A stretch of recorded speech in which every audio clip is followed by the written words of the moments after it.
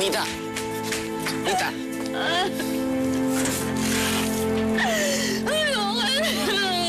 Tana. Tama na. Ayaw na. Friends, hiya na ako sa iyo. Friends, hindi ko na alam kung paano ko pa ihihingi ng pasensya yung pamilya ko sa inyo. Shh, Tana. Huwag mo nang problemahin yun. Ganun talaga. Iba kasi nila, ha? Tama na.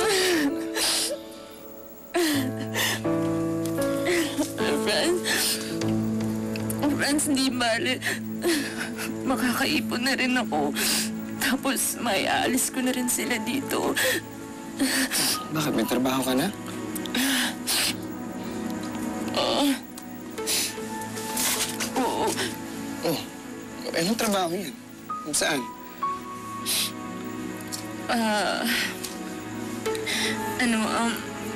Sa tindahan ng mga sapatos. Sales lady ako, friends. Hindi naman pala may trabaho ka na pala. May trabaho na yung girlfriend ko. Makakaibig ka na. Tahan pala. Tahan.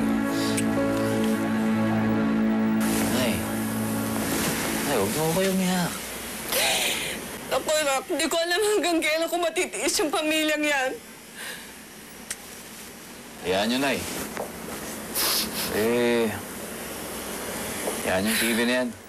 Ibilang ko na lang kayo ng bagong TV. Huwag na, no? Baka mamaya basagin pa ng paing na yun uli yung TV. Sayang lang ang gastos. Okay lang, Nay. Nadagdagan din naman po kasi yung sweldo ko, Dahil, na-promote po ako. Ginawa ni Larry yun sa'yo? Oo, Nay. Nakakatuwa nga ako, Sa parang bilib na bilib po talaga siya sa akin. Tsaka talagang tinuturing niya ako na parang anak. Hindi gaya dati. Mabuti naman magkasundo kayo ng tatay mo. Kaya na, huwag na po kayo umiyak. Gusto niyo touchscreen pa. O yung tsaka lagyan natin CCTV. Para nakikita natin ginagawa nila sa labas. Kaso hindi mo mag-a-advance ako ng mga ilang buwan.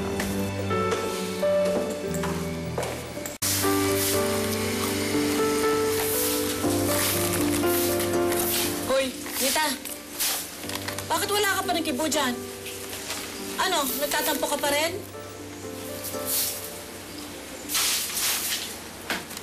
Nay, sa akin lang naman po, sana matutunan niyo naman kung paano makisama ng maayos.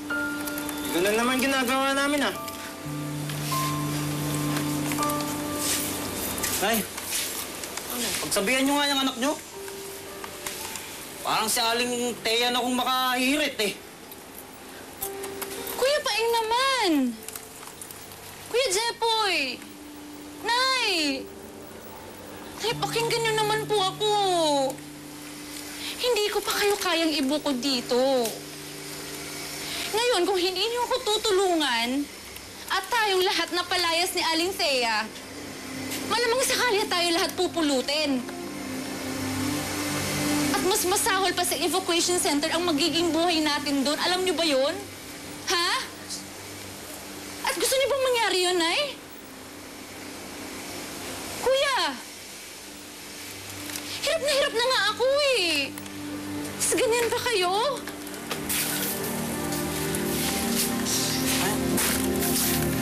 Ubus mo itong pagkain,